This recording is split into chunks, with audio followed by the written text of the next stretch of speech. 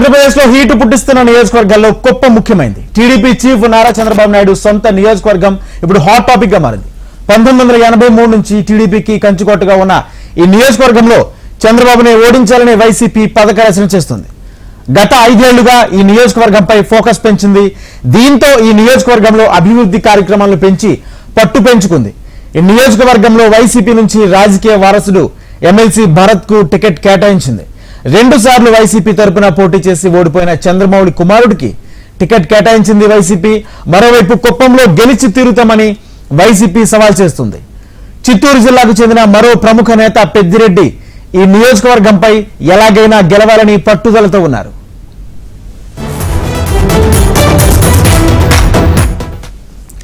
ఇక 1989 నుంచి కుప్పంలో పోటీ చేస్తున్న చంద్రబాబు నాయుడికి ఓటమే లేదు. ప్రత్యర్థి ఎవరైనా గెలుపుపై ధీమాతో ఉండేవారు. ప్రతిసారి గెలుపు కంటే మెజార్టీపైనే దృష్టి పెట్టేవారు. దాదాపుగా చంద్రబాబుకు కుప్పం కంచుకోట. అలాంటి కంచుకోటను బ్రేక్ చేయాలని వైసీపీ భావిస్తోంది.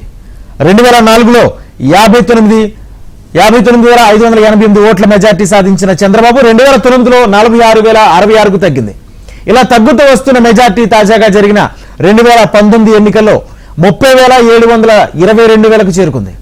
అయితే ఇలా తగ్గుతున్న మెజార్టీని దృష్టిలో పెట్టుకుని గెలుపుపై వైసీపీ కసరత్తు మొదలుపెట్టింది. సాక్షాత్తు ఏపీ సీఎం జగన్మోహన్ రెడ్డి ఆ నియోజకవర్గంలో పర్యటించి ఎమ్మెల్సీ భరత్ ను గెలిపించాలని కోరారు. తాము చేస్తున్న అభివృద్ధిని వివరించారు.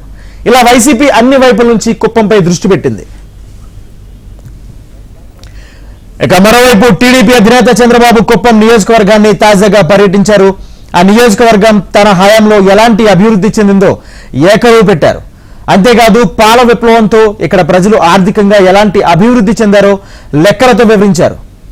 మరోవైపు తనను మళ్లీ గెలిపిస్తే స్థానికులను ఆర్థికంగా అభివృద్ధి పరిచే బాధ్యతను తీసుకుంటానని హామీ ఇచ్చారు. అంతేకాకుండా నియోజకవర్గాల్లో అనేక మందిని స్థానిక నేతలకు సెగ్మెంట్ల వారీగా బాధ్యతలను నియమించారు. వారు స్థానిక ప్రాంతాలను తిరుగుతూ గెలుపుపై ధీమా వ్యక్తం చేస్తున్నారు. ఈ ఎన్నికల్లో చంద్రబాబు 1,00,000కు పైగా మెజార్టీతో గెలవడం ఖాయమని స్థానిక టీడీపీ నేతలు చెబుతున్నారు. 2 పార్టీలు నువ్వా నేనా అన్నట్లుగా పోటీ పడుతున్నాయి. గెలుపుపై 2 వర్గాలు ధీమా వ్యక్తం చేస్తున్న నేపథ్యంలో కుప్పంపై 2 రాష్ట్రాల్లోనూ ఆసక్తి పెరిగింది.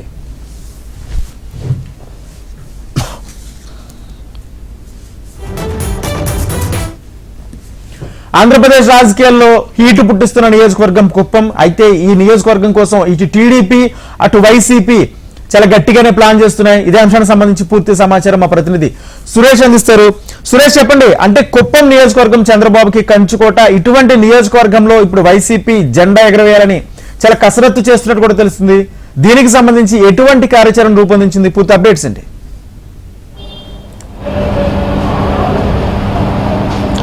రైట్ రాజేంద్ర, ఏదైతే కుప్పం టీడీపీ కంచుకోట అని చెప్పుకోవచ్చు. తెలుగుదేశం పార్టీ ప్రారంభించినప్పటి నుంచి కూడా ఇక్కడ తెలుగుదేశం పార్టీ మాత్రమే గెలుస్తుంది. 2 సార్లు రంగస్వామి నాయుడు గెలిస్తే ఆ తర్వాత 7 సార్లు కుప్పానికి ఎమ్మెల్యేగా, ఉమ్మడి ఆంధ్రప్రదేశ్కు సీఎంగా, అలాగే నూతనంగా ఏర్పడిన ఆంధ్రప్రదేశ్కి సీఎంగా నారా చంద్రబాబు నాయుడు 7 సార్లు ఎమ్మెల్యేగా అక్కడి నుంచి గెలుపొందారు. ఇప్పుడు 8వసారి గెలుపొందేందుకు దిశగా రికార్డు సృష్టించేందుకు ప్రయత్నం చేస్తున్నారు. ఆ రకంగా 2019లో ఫ్యాను గాలి వైసీపీ పార్టీ వీసిన తరుణంలో కూడా కాస్త మెజారిటీ తగ్గినప్పటికీ ఆయన గెలుపొందారు. తాజాగా చూసుకుంటే 2019 నుంచి ఇప్పటి వరకు కూడా కుప్పమే లక్ష్మే ధ్యేయంగా, కుప్పంలో కష్టంగా గెలుస్తామనే ధీమాతో కుప్పంలోని గతంలో చంద్రమౌళిని నియమించారు. ఆ తర్వాత ఆయన మరణానంతరం ఆయన కుమారుడు కేజే భరత్ని పూర్తిస్థాయిలో అక్కడ నియమించి అక్కడ అభ్యర్థిగా కొనసాగుతున్నారు.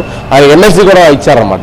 తాజాగా చూసుకుంటే ఆయన 2వసారి అధిష్టానం టికెట్ కేటాయించింది. ఇప్పుడు కుప్పంలో కష్టంగా చంద్రబాబును ఓడించాలనే లక్ష్యంతో పెద్దిరెడ్డి రామచంద్రారెడ్డి పూర్తిగా కుప్పం మీద ప్రత్యేక దృష్టి సారించారు. ఈసారి ఎలాగైనా సరే చంద్రబాబును ఓడించాలి, కుప్పంలో కష్టంగా వైసీపీ జెండా పాతాలి అనే నిదానంతో పావులు కదుపుతున్నారు.